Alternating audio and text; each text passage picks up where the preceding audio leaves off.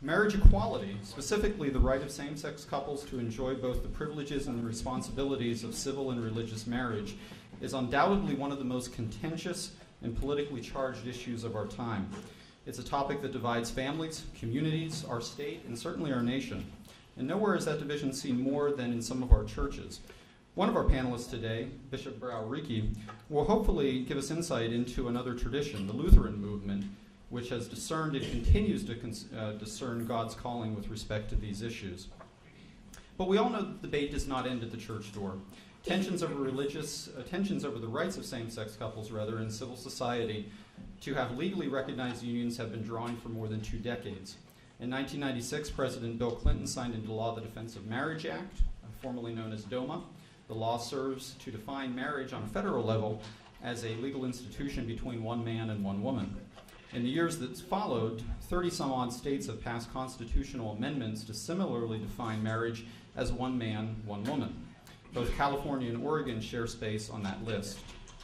But as is frequently the case among long-running skirmishes, the tide of this battle may be changing. In July of 2010, a federal court held that key provisions of DOMA are unconstitutional. President Barack Obama, although officially opposed to same-sex marriage, supports full civil unions and federal rights for LGBT couples, and a full repeal of DOMA. He has also called California's Proposition 8 unnecessary. In August 2010, Proposition 8, which is California's DOMA amendment, was declared unconstitutional. In his ruling, Judge Vaughn Walker stated that Proposition 8 disadvantages gay and lesbians without any rational justification. So what is marriage anyway? Where did it come from, and why does it stir so much emotion on both sides of the debate? Is it a religious, a civil, or perhaps an ancient institution that predates both law and government? Is it possible to both uphold and protect the fundamental civil rights of committed same-sex couples while honoring the religious freedoms of those who object to same-sex unions? Finally, and perhaps most importantly for us, can people of faith who hold opposing views on this issue find common ground?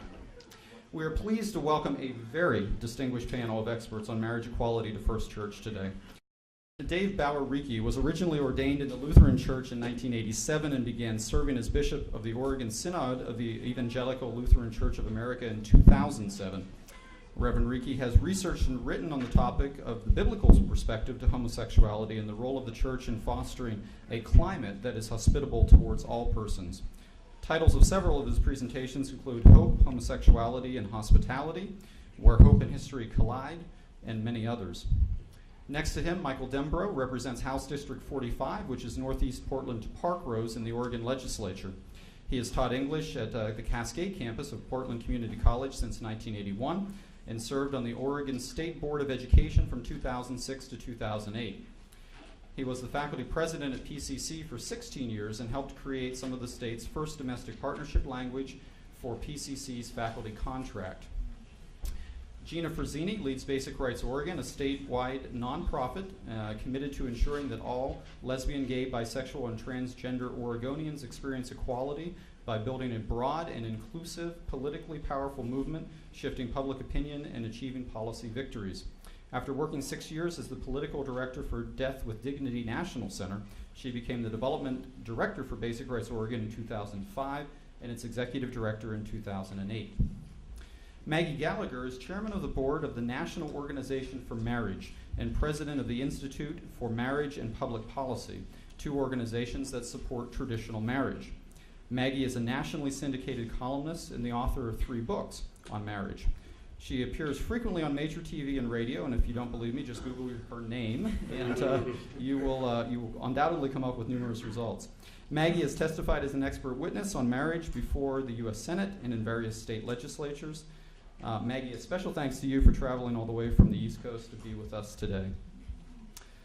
Dennis Richardson represents District 4 of the Oregon House of Representatives. For all of you who are unfamiliar with Southern Oregon, District 4 lies between Grants Pass and Medford. Did I get that correct? That's correct. Fantastic. Dennis has practiced law in Central Point, Oregon since 1979. He's a self-described citizen legislator who has decided to give back to society in the form of public service. During his first 4 terms in the Oregon House of Representatives, Dennis has served both in policy and leadership positions.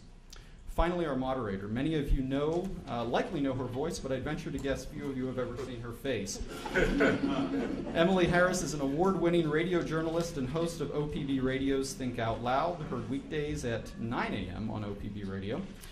Emily grew up in Portland and attended Lincoln High. Her career in radio has taken her around the globe, including Moscow, Berlin, Los Angeles, and Washington, D.C.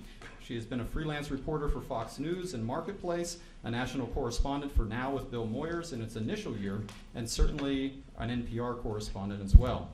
During her time in Berlin, she reported regularly from Iraq and shared in NPR's 2004 Peabody Award for Iraq coverage. Emily is happy to be back home in the Pacific Northwest, and we are absolutely thrilled that she has agreed to moderate our panel today. Let's welcome our moderator and our panel to First Church.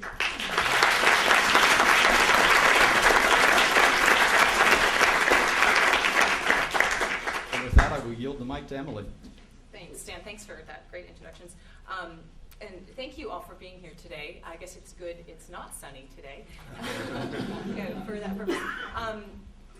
It's funny to be in front of a live audience. It always makes me a lot more nervous than being on the radio, so do bear with me. As I just to let you know a little bit more sort of insider baseball about the panel and how it's set up, the panelists all got a list of questions that we might get to today ahead of time. I just told them a few minutes ago that I took those and the ideas and have made up other questions. So, and we do have a one piece at the end where we're going to try to get them to answer a few short questions in 60 seconds or less. But otherwise, we're going to try to make this a conversation. And one thing I want to say to all of you up here and also to you listening, as you are listening today, try, if you play along, to listen for something that you haven't thought about before, that you haven't considered before, something that makes you see your opponents on this issue in a different light, or makes you consider one piece in this very multi-pronged issue in a different way. That might ground you more strongly in views that you already hold, but it might allow you also to find a piece of shared belief that you don't expect. And I want to touch base with all of you up here today to see if anything came up, and I'd love to hear in the question and answer period if any of you have come up with that as well. Just ask each of you to define it briefly and tell me why you define it that way. I will start here to my right with Bishop baruer-rieke. Well, it's an easy one for me. I got a written definition. In the Evangelical Lutheran Church, as with many mainline historical denominations, we have teaching statements of the church. And so the teaching statement of the ELCA, which was adopted in August of 2009, defines marriage as a covenant of mutual promises, commitment, and hope, authorized legally by the state and blessed by God. The historic Christian tradition and the Lutheran confessions have recognized marriage as a covenant between a man and a woman, reflecting the scriptures and there's quotations. So we start with that definition and we move on. I can tell more, but when you say you move on, that's a little tempting. Like you define it, you define it differently. Well, at that point, then the church says we value marriage because of these spiritual gifts, these social goods that are brought, but we also in the church recognize the brokenness of the model of male-female relationships and family that happens in our society, and therefore the existence of single-family parents, blended families, adopted families, foster care families, and the existence of same-gendered families. And so we look not just to form, but to function and ask, where is God blessing society? Where is the work of care and nurture for people happening? And the conversation continues to move. So you're reconsidering your definition of marriage based on what you see around you? Well, the definition of marriage, I think, is pretty clear, male-female. But we ask in the church, we're not really in the church yet, I don't think, in the Lutheran Church, to use the word marriage for same-gendered relationships. There's no unanimity around that issue.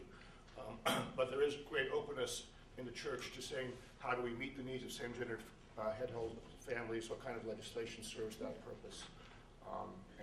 And we recognize at this point a diversity of opinions in the church. Michael Denbrough? You know, for me, the key to marriage is that it's a state that two consenting adults enter into voluntarily and make a long-term commitment to themselves, to each other, and to the larger community around them. It's both a private statement and a public statement.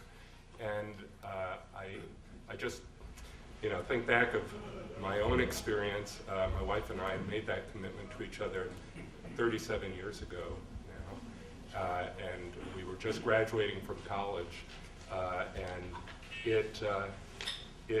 it was something that was a real challenge for us to do, actually, because our relationship had been a very private kind of thing. But here we were going public to our family, which was not initially that approving of our relationship, I should say. But we were able to reconcile that, and we were about to leave the place where we were and move. We were going to become graduate students together in Indiana. And it was really important to us that when we made that move, we were moving to this new phase in our lives as a couple. So, for me, this is a very powerful statement. And, of course, it is also, it's an institution that the state has an interest in. The state has an interest in, I think, the stability of relationships, certainly when children come in, and I'm sure we'll get into that. I serve on the House Human Services Committee, and we are very much focused on families and the health of families, and I look forward to getting into that. Can I just ask you, when you moved with your wife, why was it so important to you that you have this public and private mark on your relationship, approval or acknowledgement, both in public and private, as you went forward in another step in your life? I'd say that we felt that we were moving into a kind of, we were fully adults, fully members of society, as it were. We had graduated from college, we were moving on. We intended to start a family, and this just was a very important kind of condition for us to enter into. And you didn't specify the gender of people in your definition of marriage. Was that a change for you over your life? You said a relationship that two adults, consenting adults, enter into. Yeah, I'm not sure when I first started thinking about the possibility of two people of the same gender in a marriage, but it just flowed very naturally from the way I saw marriage. Gina Frazzini. Sure. So I think I would define marriage very similarly to how Michael has defined it. I think marriage is one of the few times when people, publicly reveal their hearts and make a promise to another person to love and care for them, and ask their community, their family, and their friends to support them in that promise and hold them to that commitment. And I also make a very clear distinction between civil and religious marriage. And in this country, that distinction is often very blurry. But civil marriage is the system of legal rights and responsibilities that ensure that a couple who makes that lifelong commitment has the support and the opportunity to do so within a system that understands what it means to make a lifelong commitment. When someone says they're married, it automatically conjures everything from the ability to make medical decisions, the depth of feeling and emotion and care for another person. And that's just not true of some of these other sort of terms that I think we as a society have tried to come up with over the years. In Oregon, it's called domestic partnership, and there's not even a verb to describe. You're not married, are you domesticated? Some would say yes. I would say that about marriage, too. And I think that it's important to be clear that in talking about the effort to ensure that loving and committed same-sex couples can join in marriage, we're talking about joining in civil marriage, and we're not talking about overstepping the bounds of religious freedom. Religious marriage is not impinged upon when legal civil marriage is opened to same-sex couples. We've seen that in the now 5 states, and District of Columbia where same-sex couples are being married. And in fact, there are many religious traditions that that are being impinged because they do recognize the covenant of marriage for same-sex couples, and under the law, they're restricted from doing so.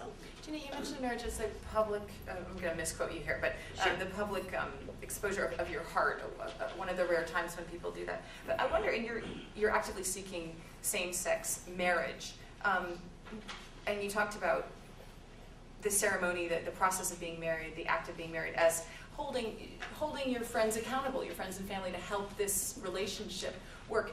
Given the number of marriages that don't work and the number of friends and family that don't hold people accountable to those commitments, I wonder if you think marriage as an institution, it doesn't work, given that you're pursuing it. I think that there are all sorts of problems with marriage. I don't think that the desire of loving and committed same-sex couples to join in civil marriage is one of those problems. And I believe that because where I'm coming from is that this is it's a basic human right. It's a civil institution, and there is no, as from my perspective, there's no credible argument that says that one group of people should be treated differently from another, and that's the basic promise of our Constitution. Thanks. Maggie Gallagher? I could respond to that, but I'm going to resist that and assume we'll have chances to discuss why we It is disagree. a short hour, so, I mean, Okay, so define then marriage, just briefly, I would say that I too believe in marriage equality, but I do not think that same-sex unions are marriages. It is not discrimination to treat different things differently. So what is the point of view that I know a lot of people have a hard time who disagree with me, and the majority of Americans who voted in Oregon and other places? So what is the heart of what we understand marriage to be, and why is the law involved in marriage, which are, to me, related questions. I think that marriage is the union of a man and a woman. It's when a man gives himself fully to a woman and a woman reciprocates, and they create a union in which they pledge their hand, their heart, their pocketbook, their sexual fidelity. There's, for those of us who are religious, it has a spiritual dimension as well as a legal one, which probably cannot be fully separated. And in which, out of this union to each other, they also pledge to mutually care for any children that their bodies will be creating together. And this is one of the things that is the reason why marriage emerges again and again across different societies and different religions. Whether we personally choose to marry or not, it's not really, let me put it this way, the way we Americans indicate how sacred our personal relationships are is not typically to surround them with a bunch of legal regulation. The more important and intimate most of our relationships are, the less law has anything to do with them. And this is the one exceptional adult relationship, not only in our culture, but in virtually every known human society. And I think the reality is that the majority of us are powerfully, not all of us, but the majority of us are powerfully attracted by a passion that's difficult to regulate to an act that creates new human life. And either societies figure out how to deal with this in a way that men and women don't hurt each other and they don't hurt the children their bodies create, or they don't. And I think the underlying idea behind same-sex marriage is that there is no difference between same-sex and opposite-sex unions. I think if the law adopts that position, it's going to become harder and harder to point to what is distinctive about unions of husbands and wives. These are the only unions that can make new life and connect children in love to their mother and father, and that makes the unique status for marriage, in my view, just and not unjust.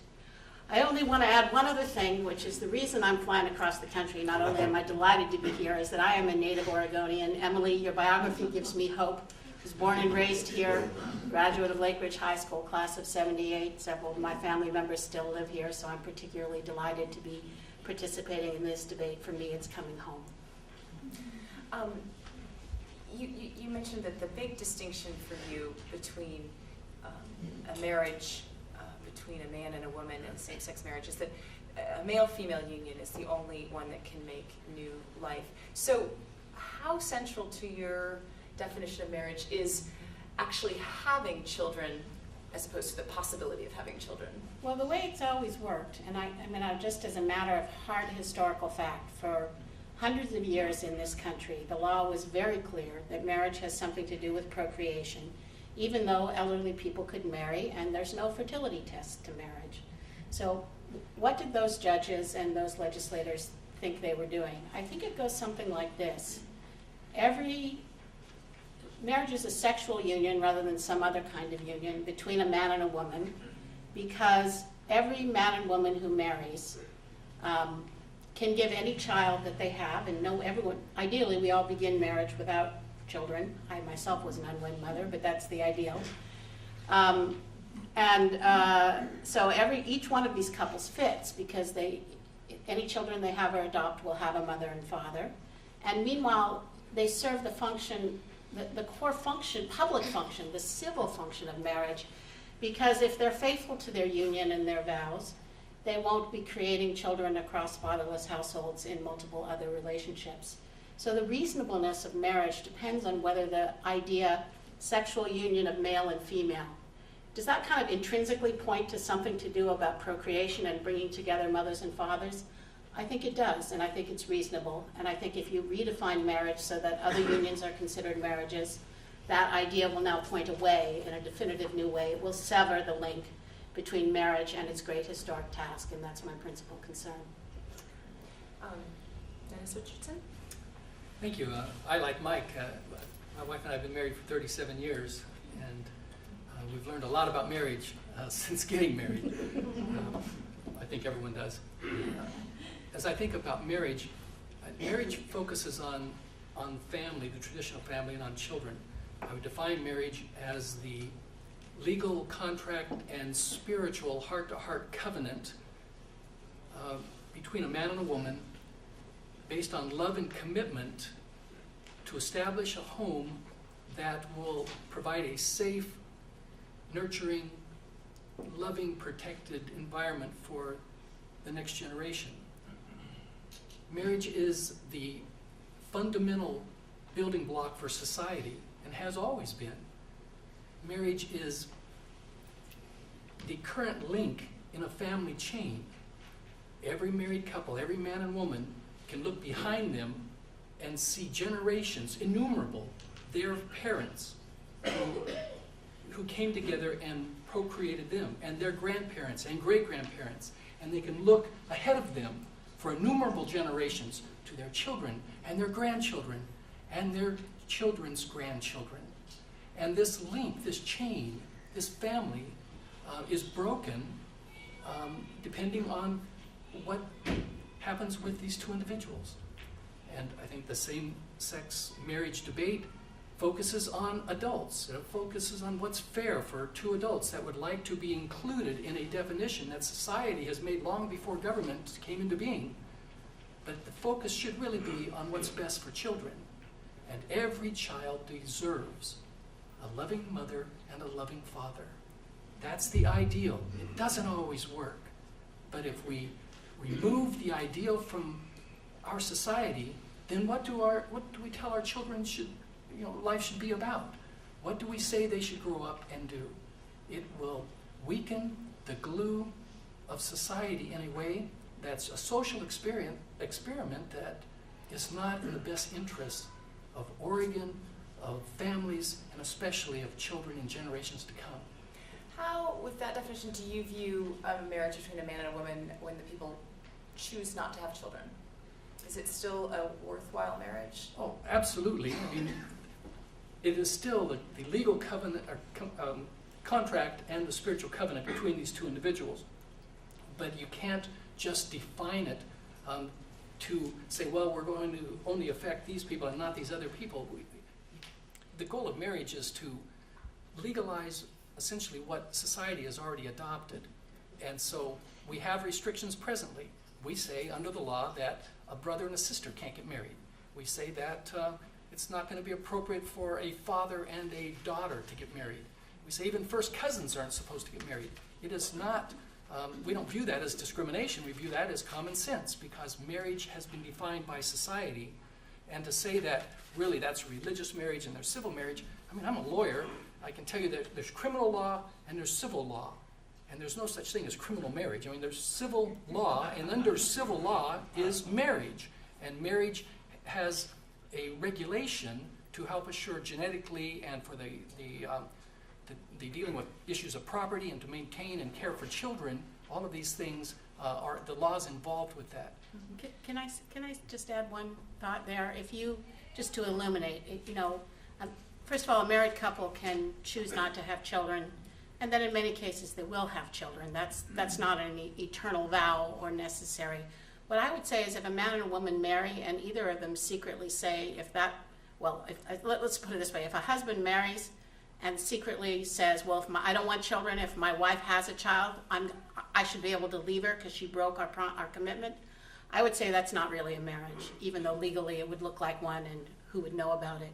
So there is that promise to each other that caring for each other will extend to the children that we have, which are not all, half of all pregnancies in this country are unintended by the mother, and 3/4 of them are unintended by at least one parent. Mm-hmm.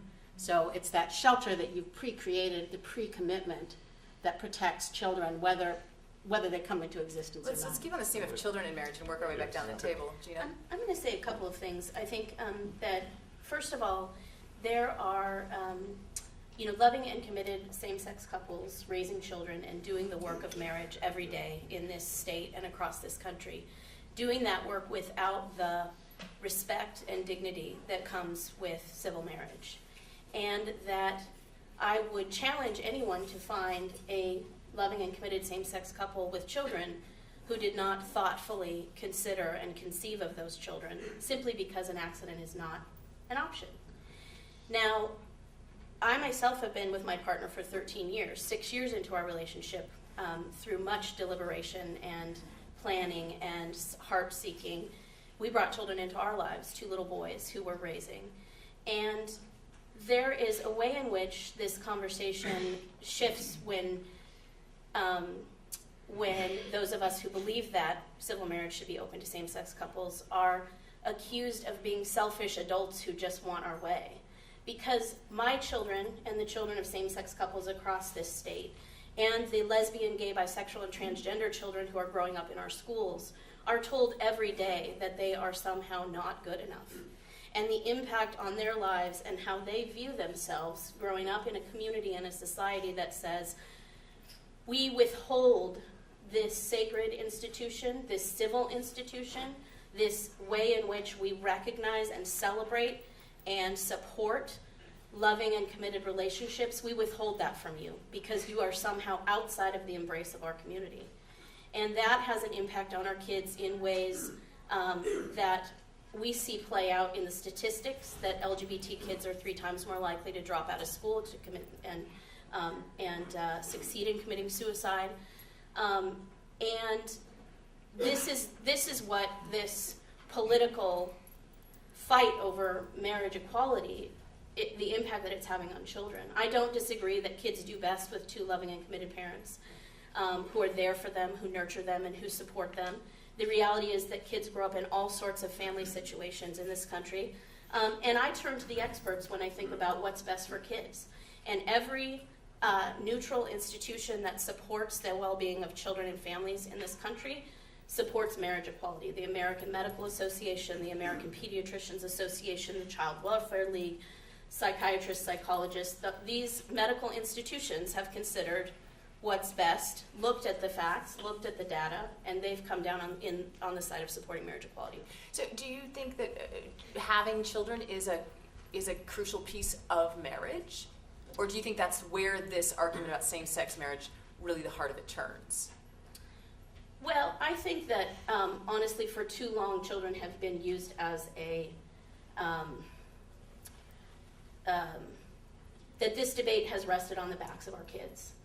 And that's been a really painful aspect for lesbian and gay people, for our families and our loved ones, and for young kids who are growing up with same-sex parents and who know early on that they are lesbian, gay, bisexual, or transgender. Oh, I want to go back I will say that the marriage is an important aspect of creating, I think we can all likely agree that marriage makes stronger families and stronger communities.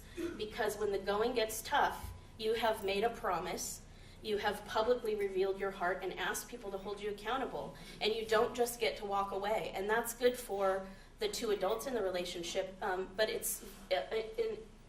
essentially it's good for the kids, because it requires a higher level of deliberation in terms of, is this a healthy relationship for me as an individual, and what does it mean for my family? And Good marriages are good for kids.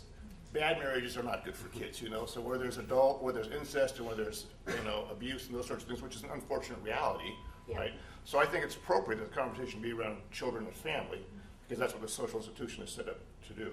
Yeah. The question is, after we get past the white picket fence and the smell of bread in the kitchen, Apple pies. what are the realities of what's going on in families, and then how does society and or the church support healthy upbringing of kids? So I think the connection between marriage and family is an appropriate one.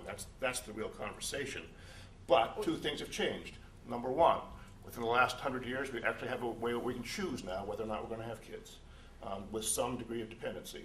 And then number two, it turns out some people are gay, lesbian. Who knew? So the institute adjusts, and says, how do you deal with this new information in a variety of ways? Michael Denver, where do you see Yes. the kids in this relationship? Well, I think one of the primary responsibilities of the state is to deal with those situations where the family is not working out, where the children are not in a good family.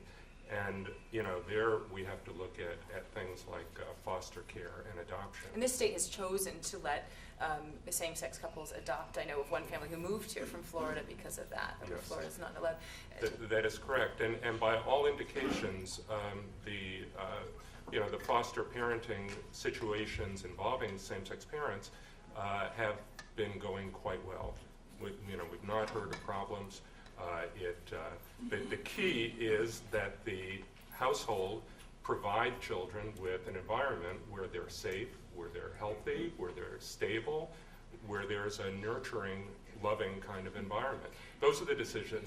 Those are the factors that are used in deciding on placements.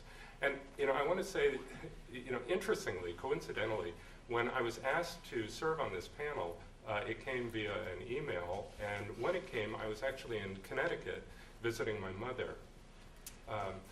My mother is 86 years old. She is the beneficiary of a program kind of like our Project Independence. So she's able to live independently in her home. Much to my chagrin, I'd like her to come out here, However, I'm a strong believer in Project Independence. But really, what is making it possible for her to stay in her home is the fact that her next door neighbors are two young men. I say young men, they're my son's age. They're in their mid-30s, who have been in a committed relationship for probably 10 years, I think. Certainly that they had been for several years before they moved next door to her. And they have recently married, because Connecticut is one of those states that allows that. In fact, one of the things I did in coming out was bring them a wedding present. We always give Pendleton blankets as wedding presents, so they got their Pendleton blanket.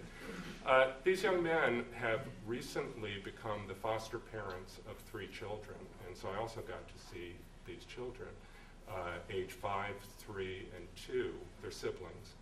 And Brett and Luke were committed to keeping these kids together, and so they've adopted them in one fell swoop.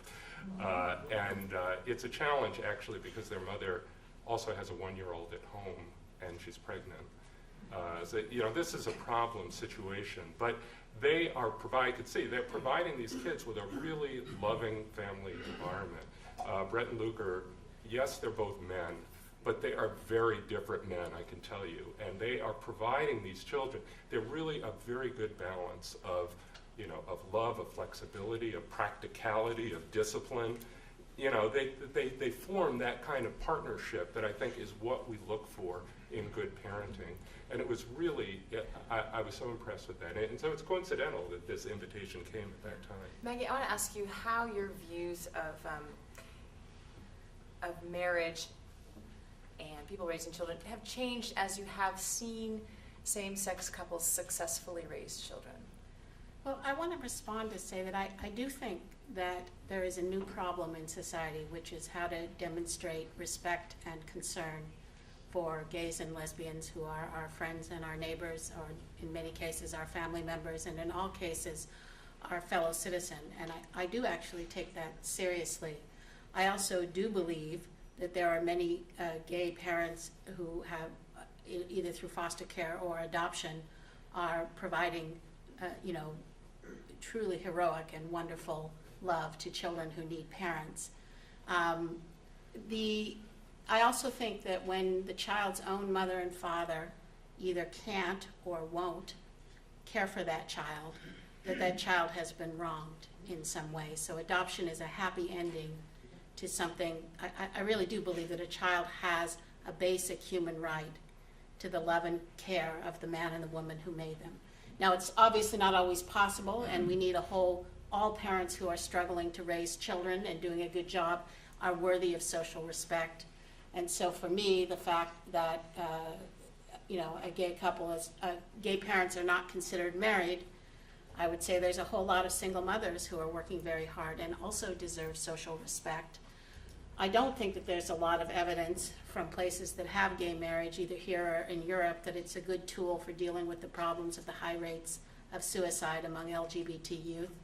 I'm pretty sure that as we look at that, we'll start to have a lot of evidence on that question. And it goes to the heart of how, if you look at the social science research on how marriage is related to child well-being, it's not simply true that having two parents in the home who are married to each other produces better outcomes for children. Children who are raised by single mothers children who are raised with remarried parents do no better on average than children raised by single mothers, in spite of having quite a lot more money. The question on the table is, can we understand marriage in this way in the public square?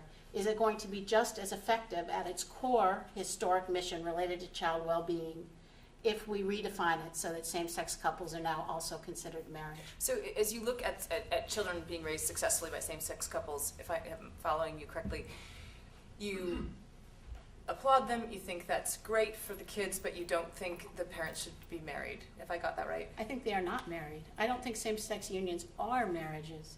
So, I mean, if the government may disagree with me, in which case the government and I will have a disagreement. To me, it's not marriage. This is why I think it's often hard to have a conversation, because the words mean different things to different people. For me, the bringing together of male and female it's not an entry requirement into something else called marriage. That's what marriage is. It's the marrying of the male and female into one, a one flesh union. I totally agree. I mean, I think the question of who defines is huge here. Yeah. So in the conversation of marriage equality, government defines, and we like it or don't like it. In the church, we want to say, from the Lutheran perspective, we say that the government and the church defines this together, and it's an awkward dance. Culturally, you society. Protestants did that.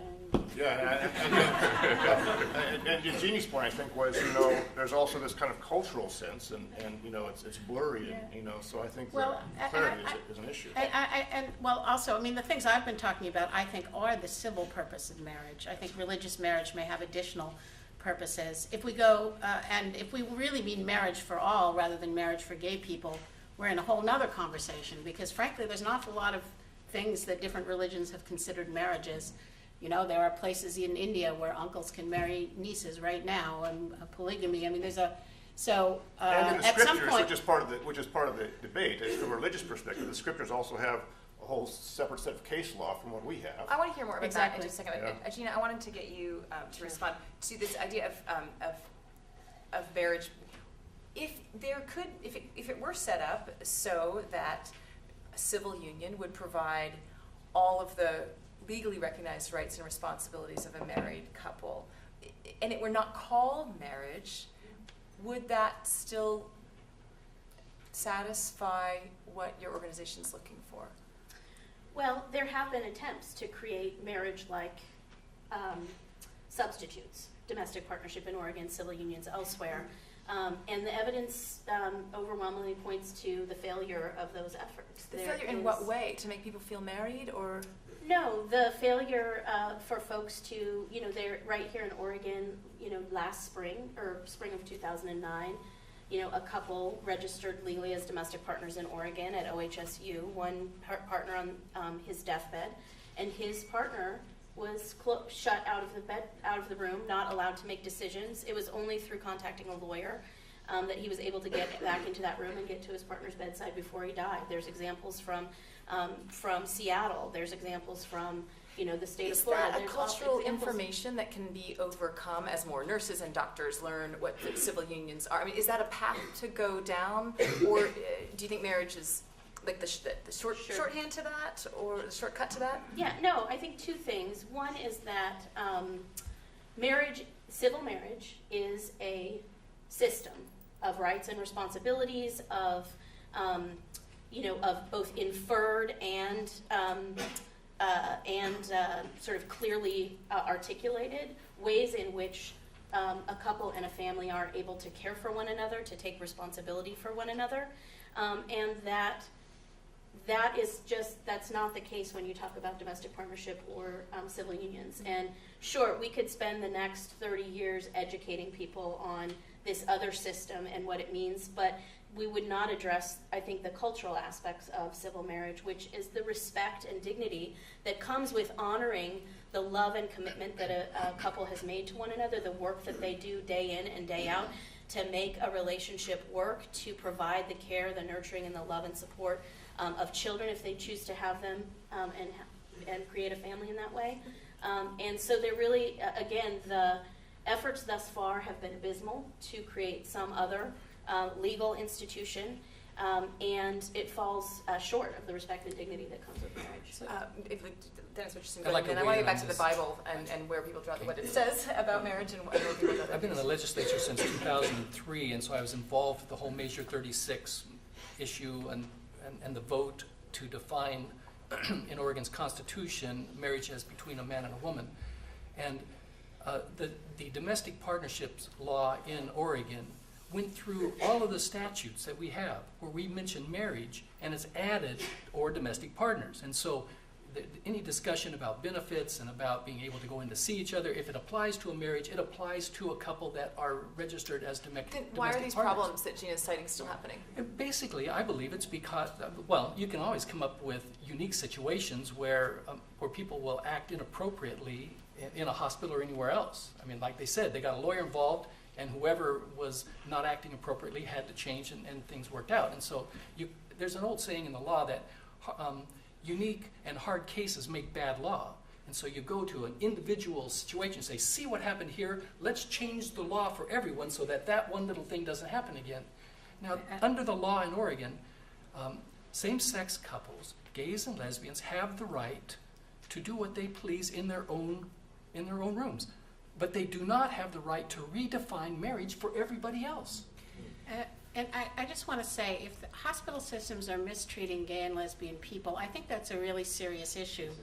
I don't think that same-sex marriage is going to be a very good solution, because I personally believe that even if you're not married and you have signed the proper legal documents, that those you're entitled to have that person in your hospital room making those decisions. And in fact, we see fairly low rates of entry into either marriage or civil unions, and fairly high rates of dissolution. I think only a minority of gay people are going to end up in either of those legal structures. And I would take it really seriously. I just don't think that marriage is going to be the solution if gays and lesbians are being mistreated. Yeah. You were instrumental in forming in working on domestic partnerships at PCC. I don't know if that experience brings to bear here, but I think that we've seen in other areas that the notion of separate but equal just doesn't work, right? That, to have two parallel tracks, as it were,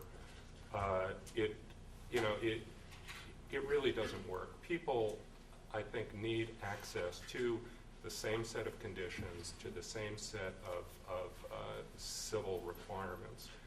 And we saw that at PCC, the fact that some people were entitled to certain benefits and others were not. Those who were excluded were people I cared a lot about. They were great people, and it wasn't fair. There is something about marriage, right? I think that's something we'll all agree on. There's something kind of magical about marriage That, I'm of the generation where people tried not referring to their spouse as their husband or wife, but as their partner or significant other. It doesn't work. It's, the relationship is much stronger than that. It needs to be much stronger than that. Can you imagine in the future, maybe, I think this was alluded to a little bit, but a situation where civil marriage was one thing, sort of the default, everyone who got married was married civilly, and a religious marriage was a secondary optional type of thing? I find that an intriguing notion. My own son and his wife were married by a justice of the peace on the grounds of the Texas legislature. That's about as civil as you could get, I think. And then several months later, they were married in a traditional Burmese wedding. My daughter-in-law is from Burma. Lovely ceremony. And those were two very different things. They served different purposes. The one with the Burmese community was kind of a reaffirmation of her religion and the tradition, her family, etc. That's an intriguing notion. I think we have a ways to go. Yeah, if I may, that is the situation that exists. The government issues a civil marriage license. You go to the county offices in Oregon to apply for that license. You pay a fee to the state government. It's government-controlled licensing, which carries with it the rights and responsibilities that protect and support that couple. And you may or may not choose to recognize choose to do a religious ceremony.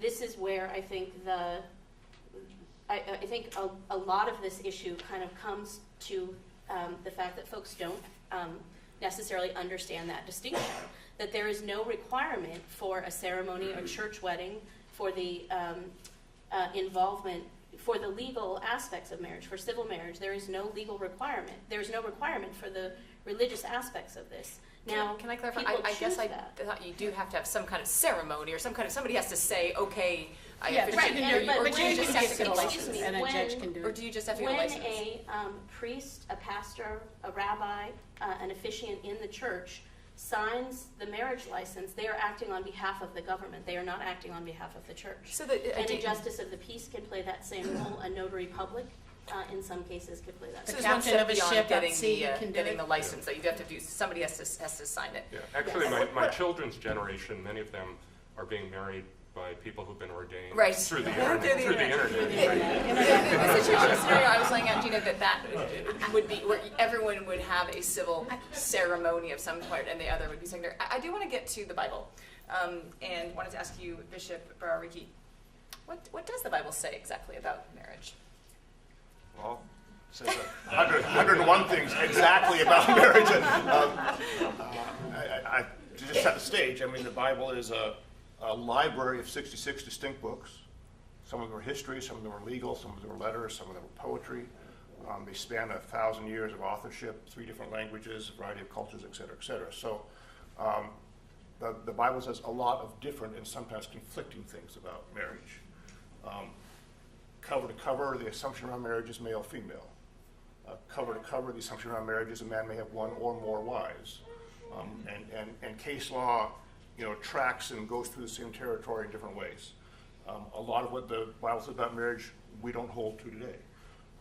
Marriage is not a partnership of equals because of patriarchal culture. So men have significantly different rights than women have in marriage, more rights than women have in marriage.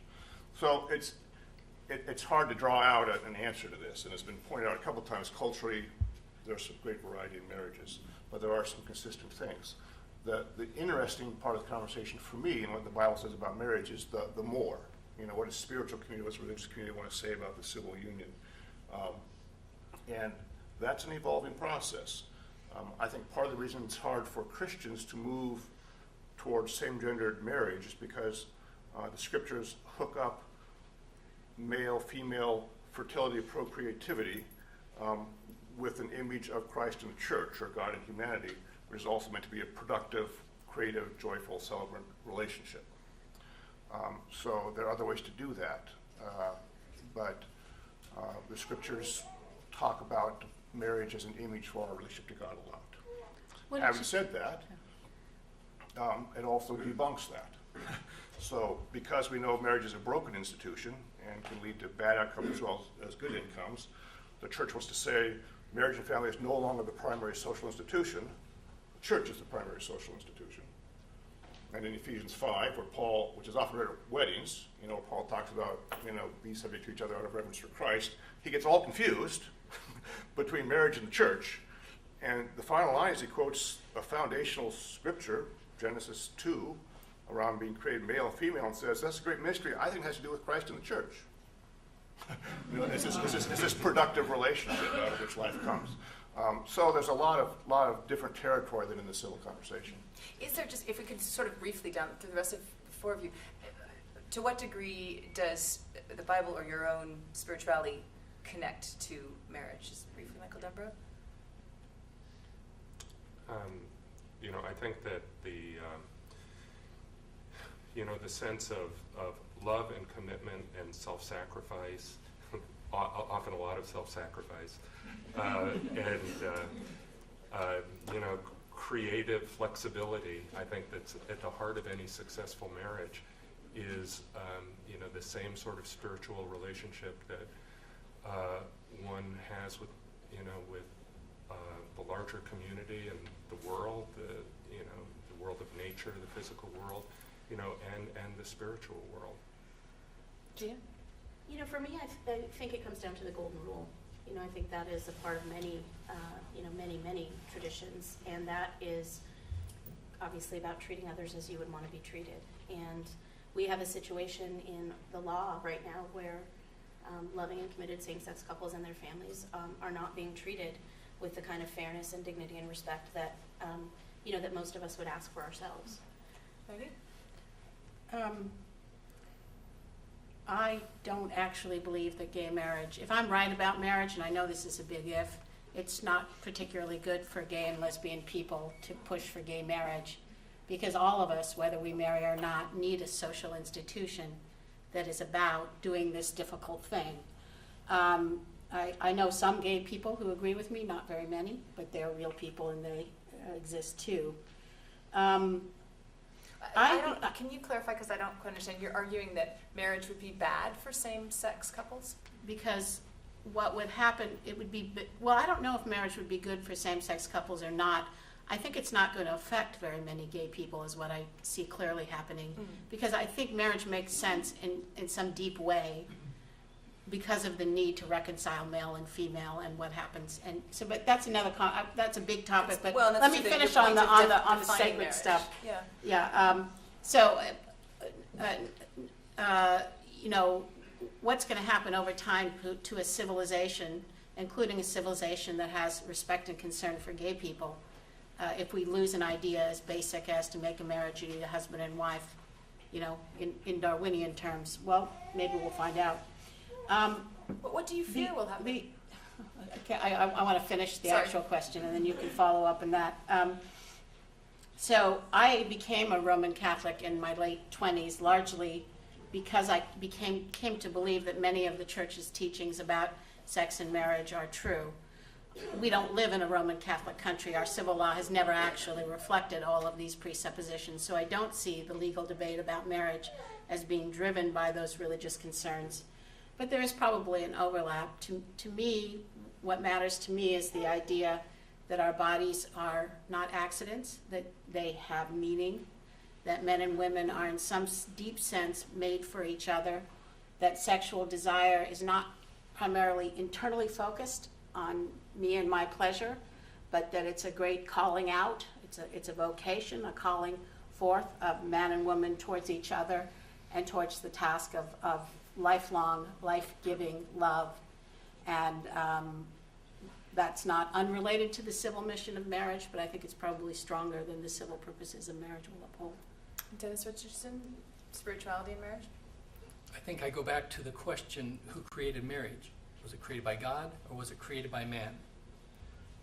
I believe it was created by God. And I believe that the Bible is the Word of God as far as it's translated correctly. I believe that it teaches that marriage is between a man and a woman, and that there's a responsibility that we have sexually. The goal is to be chaste before marriage and to be monogamous afterward. In our society today, that's not held at a very high, as a very worthwhile or achievable standard. It is achievable for a lot of people who understand that there is benefit from looking forward to marriage when you're young and being true to your spouse after you're married. And so I believe there's a very real spiritual aspect to it, and I taught that to my children. I try to live it myself, and certainly I've lived it since I got married, and I believe that it's good for society for us to remind every generation that this is the ideal and we should work toward it. Well, I don't think that I blame gay people for the failures of marriage in our culture, and I'll tell you that I worked very hard for about 20 years. The bulk of I got into the gay marriage debate because I became so concerned, based in part on my own personal experience, with the decline or retreat from marriage as an ideal, which means our high rates of divorce and unmarried childbearing.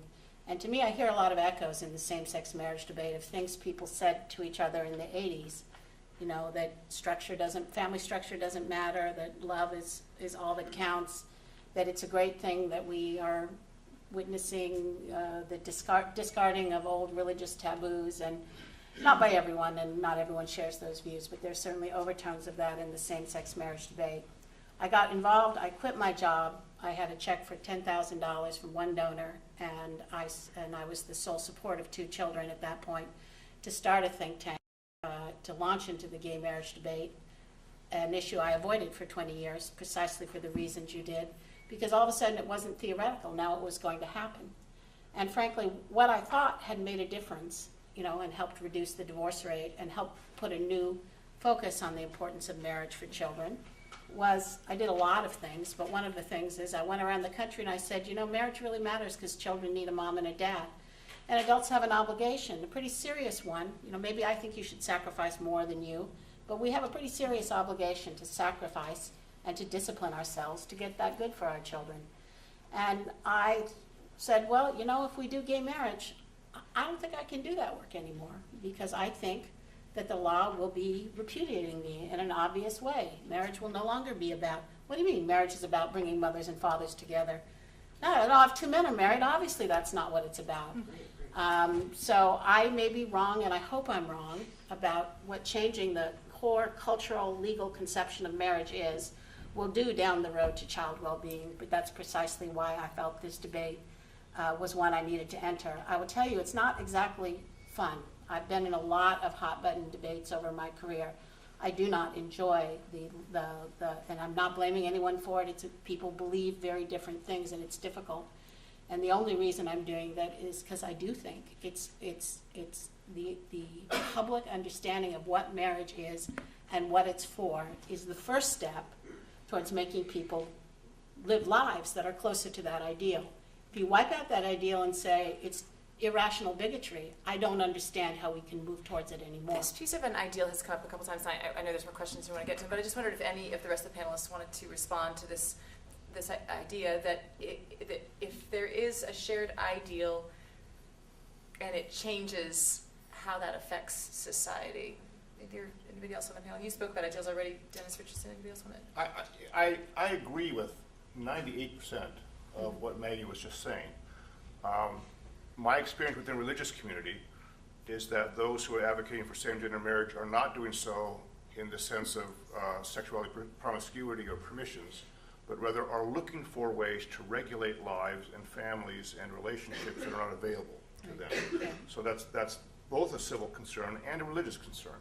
You know, so that gay and lesbian people talk to me say, we would like to have the blessing of God in our relationship. We would like to have the blessing and respect of the community in our relationship. We would like to be held publicly accountable for this relationship. We would like to have somebody call up and say, I saw your spouse out running around with somebody else. What's going on? You know, we'd like all of those things. So, so that's where it's different, I think. And then the ideal part is, of course, there's a model out there. I think there's a model out there. But how we articulate that, how we regulate that, how it shifts through time, which it certainly does, is part of the public conversation. How would you articulate your ideal in terms of what is an ideal marriage? I think the biblical intent is that men and women have children, jobs, they can feed their family and give them rewards. They have extended family, aunts, uncles, cousins, which surround them, safe communities where the kids can walk on the streets, schools, freedom of religion, healthy environment, all these sorts of things. The biblical witness, as I understand it, is God created life this way, and it's totally a failed experiment. I don't mean that disrespectfully, but it's not working. That's right. It was You know, before, it was created before the fall, and then That's came right. the fall. And So it's the since reality then for us is, how do we adjust to the realities of life? And then change the ideal? Then you work with what's real, what's there, you know? So if a woman has an abusive husband, the ideal would be that you fix it and they get back together, but it ain't gonna happen. So you've got a single parent situation. Let's take another question. Can I just Go ahead, say, Jenny, yeah. You know, I mean, I think that what, just to sort of play off of Yeah. what you had started from on the ways that you agree with Maggie, you know, I think that gay and lesbian couples and gay and lesbian people share incredibly similar hopes and dreams and fears and triumphs and tribulations in life. The fear of, you know, the fear of losing a job in this economy, the struggle on a daily basis to make a living and support your family. You know, that's very similar whether you're talking about a couple who is an opposite sex couple or a same sex couple. And that the desire to open civil marriage to same sex couples is about creating the space to support those ongoing ups and downs of life. You know, I think all of us can acknowledge that a marriage isn't easy. And that it does require support from your community and your family, and that I just keep coming back to, and the reality that same-sex couples all across this world are doing this work day in and day out, and to deny the respect and dignity, the support and the legal obligation and such that marriage provides is fundamentally unjust. That it flies in the face of the basic tenets of our, country in establishing equal opportunity for all people. And, you know, I hear you, Maggie, talking about being characterized as a bigot because you oppose same-sex marriage and the difficult debates and things that you've been involved in. And I do feel for you in that. I think that. No, I haven't said that. I'm sorry. It's not about me.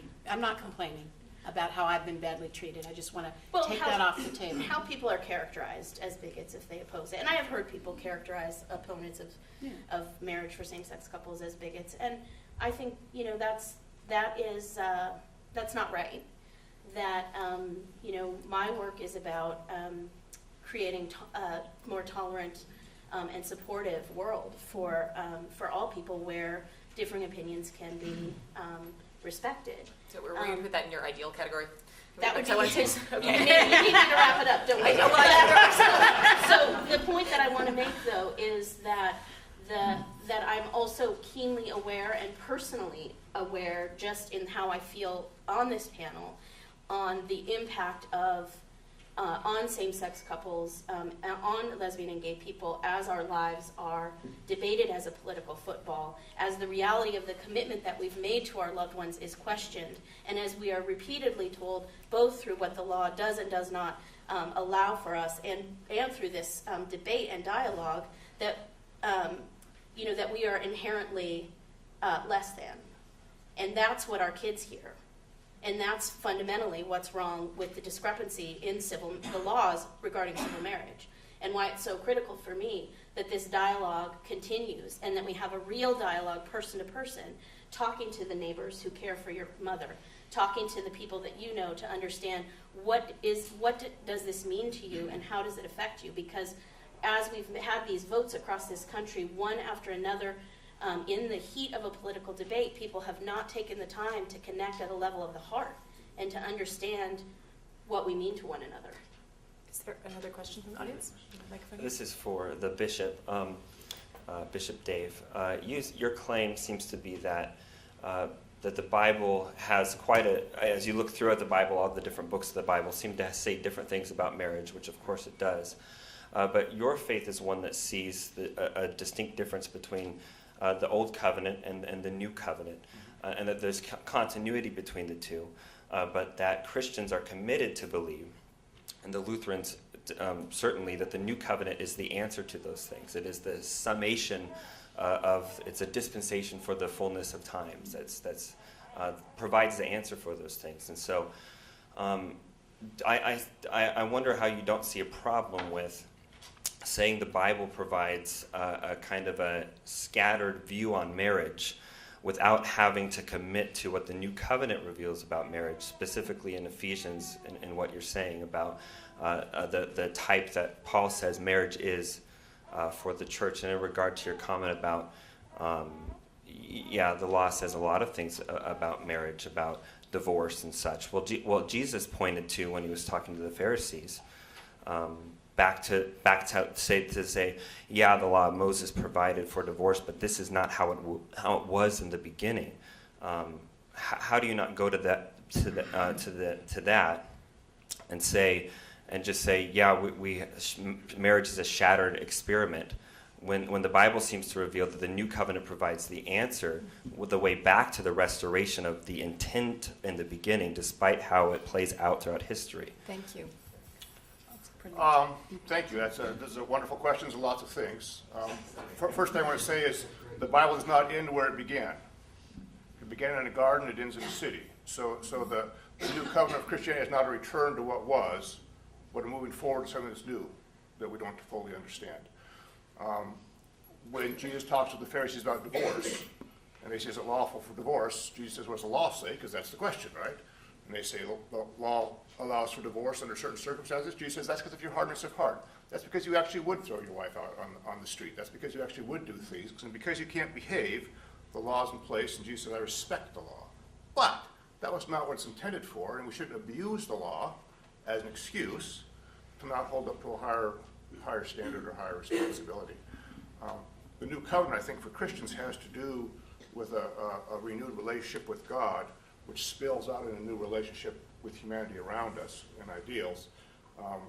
The difference for Christians than Jews, I think, is that we understand the law didn't get us where we want to go. And so, Paul would say in Galatians 5, it's for freedom that Christ has set you free. Don't submit again to pat answers. Figure it out, live in a relationship, and when you screw up, which you will, we keep moving forward. That's kind of the territory of what you were asking, as I heard it. We have another question over here.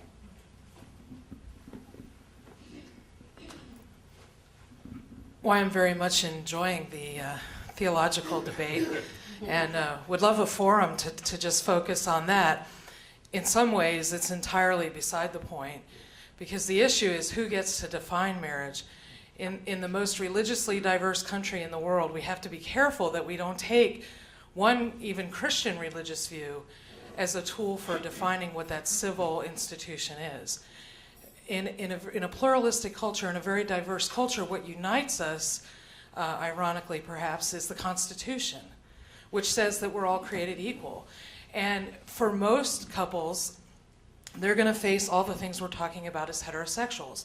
But for the minority of us that are same-gender loving, that were created by God to be same-gender loving, we have the right to have access to this public institution. I may have a domestic partnership in Oregon, but if we travel all across the country to visit our daughter in another state, my domestic partnership in Oregon isn't good. And it doesn't help me with federal benefits and protections that all couples get. So religious institutions do not have the right to deny for us based on a difference of religious views, because we have the freedom of religion. Would you like to ask a question? Well, you give the preacher the mic, and sometimes I just can't help it. I guess I could form that in the question, isn't the debate really about the civil definition of marriage and not our religious definition? Thank you. I think that that's correct, which is why I have focused on what I think the public purpose of marriage law is. I would say, however, the principle that was just enunciated, that all religious views have to be reflected in the civil law would, as I say, lead directly to the recognition of polygamous marriages, which there are people of polygamous religions in this country who believe in polygamy. It's possible that it would lead to incestuous marriages because Just there as are a religious correction, I traditions didn't say do. that all religious views had to be reflected in the law. That's not what I said. Okay, well, therefore, one of the questions I really have is, why is the government involved in this business of people making public vows of romantic affection, love, and caretaking? Okay, I'm gonna toss and if that so, to the man on your right, who's part of the government. and if so, why do they have to be sexually or romantically involved? Why can't two sisters marry? Why can't three people publicly pledge their hearts to each other? The point I'm making is that our marriage laws stop making sense the farther they get away from the natural reality, the task that they actually originate out of, which is the necessity for the common good and the protection of children to bring men and women together in a way that's unique. And let's just get our state representatives here to jump in on that. The value of the state you both talked about a little bit before, mostly in terms of children. Is there anything you'd like to add to that? Well, just that from a legal standpoint, the people have already spoken on this. You know, we have a constitutional amendment that says marriage is between one man and one woman, and that no other marriage will be valid or recognized in Oregon. And so this whole conversation is about, well, yes, that may be so, but we didn't like the outcome. And so there's a small minority of people that want to change the outcome, and by changing the definitions to say that you have civil marriage and it's not really civil marriage, there's civil marriage and religious marriage, is to point out a difference it's a distinction without a difference. Michael Denver, also Yes. representative of the Well, state you know, concerns? at the same time that we have ballot measure 36, which explicitly deals with this issue, we also have, a number of laws that say that discrimination of people of same-sex people, for people on the basis of sexual orientation, is not tolerable here in this state. And these two gestures are kind of up against each other in contradiction. And I think over time they're going to have to play themselves out. I believe that more and more Oregonians firmly believe that discrimination on the basis of sexual orientation is repugnant. And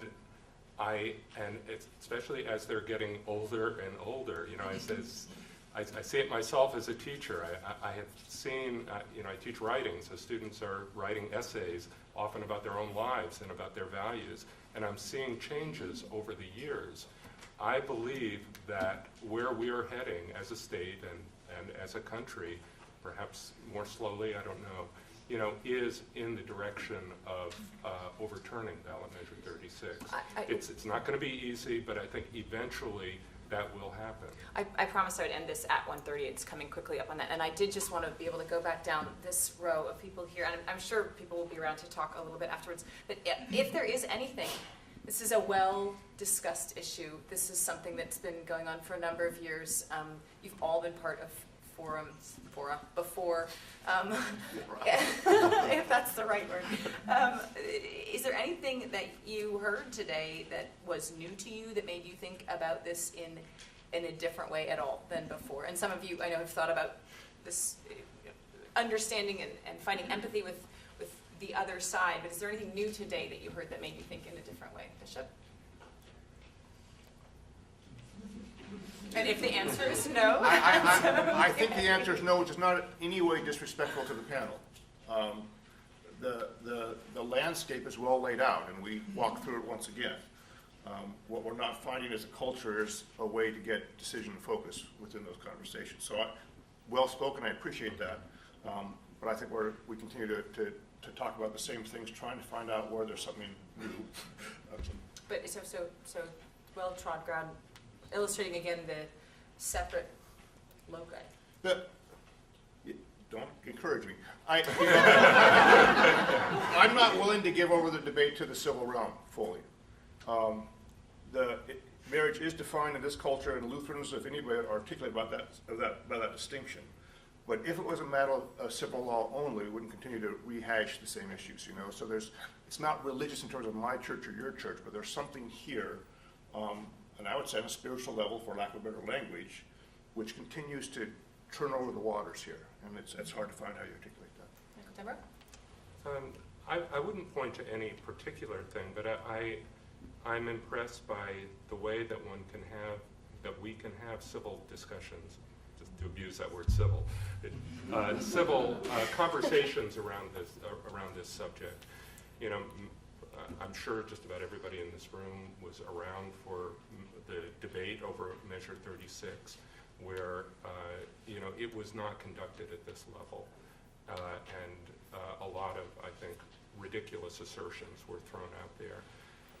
And I think that as we move forward as a community, we have to have these kinds of engagements with one another. And so I really thank the people who put this on. This question was not designed to beg for that. Gina, Sure. But thank you for that. I think similar to the bishop, that with all due respect, I didn't hear a whole lot new, and I don't think that's very surprising. I think that, you know, we're on this panel because we're known to have particular positions on the issue, but I think the thing that I would leave folks with, and in agreeing with Michael around the way in which the discussion has changed since it was had in a very brief, fiery, heated political moment in 2004 here in our own state, is that I would really encourage folks. It's amazing that you've been here for this time with us to participate in the conversation, but to turn to the folks in your own life and to talk about what is your, if you are someone who's legally married, what does your marriage mean to you? And to look into your own heart and to the hearts of the people that you know and love, to have this dialogue, because that's the place where we really find, I think, the answer to some of these tough questions that are often the big political debate of the moment. It's in our own lives, and what it means to us to love and care for the people in our own lives, and how we might want to see others have every opportunity to do the same. I think, to me, the most painful part of this discussion, Gina, and I'm speaking really to Gina, is that I hear that when I say the things that I really believe are true and good and need to be pointed to, that you hear that as condemnatory or lacking in respect for you. And increasingly, I would like to find some way for that not to be true. I'm not sure there is a way. A panel I did at Columbia Law School afterwards, a mother with a gay son came up and said that she felt that what I was saying was insulting to her son. And I said, well, can you help me? Is there some way I could say, you know, what I think, which is that we need to live in a society that, you know, in which the ideal for a child is a mother and father? And she said, no, it's not the way you said it. It's the idea itself. I think that idea needs to be retired. I would like to avoid a clash of moral ultimates because, you know, we want to live and let live, and I don't want gay people to be afraid. I don't want them to have bad lives. I disagree with them about some things, but I agree with them. We're all Americans. I agree with them about many others. But the one thing I will not concede is that this idea that, you know, sex makes babies, society needs babies, babies ought to have a mother and father, is ugly or hateful or insulting to anyone. Marriage has its own dignity and purpose. And I believe we need to develop other ways of including gay people within the circle of social respect without wrenching marriage from its purpose. And I will say this, as somebody who was an extremely privileged unwed mother, but maybe had an experience that, you know, I can't share your experiences as a gay person in this society. But one way in which gay, opposite-sex and same-sex couples are really, really different is that same-sex couples don't have the problem that a guy looks kind of cute on Saturday night, and 9 months later there's a baby, and 2 years later there's a baby wondering, where's my father and why doesn't he love me? This is happening in this city, in this community, in this country, again and again, and the suffering of those children are not taken very seriously. So I hope whatever happens with same-sex marriage, I hope I'm wrong that these are contradictory ideas, but whatever happens, I hope that we can find a way to focus on that suffering that is taking place and to recommit ourselves to a society where more children are raised by their mothers and fathers in decent, loving marriages. Dennis Richardson, anything new in your mind on this debate? The one thing that's new was Gina's opening. Something new at the end. There was something new. was this idea that somehow marriage isn't just marriage, it can be divided. It can be bifurcated into civil marriage and religious marriage, instead of the fact that marriage is what everybody understands it to be and what the voters indicated all across the country, that it is the union between a man and a woman. And so I think that is kind of subtle, because if you can divide marriage into civil marriage and religious marriage, then you can kind of control the outcome of the debate by saying, we're not going to offend those that are involved with a religious marriage. We just want to be viewed as complying with civil marriage. But the underlying consequence is it redefines marriage for everyone. And I think that is a mistake. Because both of you specifically addressed Gina in your, I would like to give you a chance to respond. There are some fundamentals in this country. Fundamentals that are about freedom of speech, freedom of religion, the separation of church and state, and there's fundamentals about equality and fairness. And this issue is fundamental. And the distinction between civil marriage and religious marriage is not a way to subtly distract the conversation. It's a way to address the reality. And I think there are a number of realities that are not being addressed here today. And those realities include in this conversation, and those realities include the reality of the work that same-sex couples do every day, and the families that they're raising and the children that they're supporting, the homes that they're creating for some of these children that we all, I think, feel very strongly about, Maggie, that you talk about, who don't have a mother and father to care for them. And there's the reality of the conflict between what currently exists in our law here in Oregon and in many states across this country that distinguishes one group of people from another. And that fundamental equality clause in our Constitution requires us to do the difficult work of understanding what it means to truly treat others as we would want to be treated. I'm going to have to end it there. Thank you all, and please join me in thanking the panel. I'm sure they'll be happy to.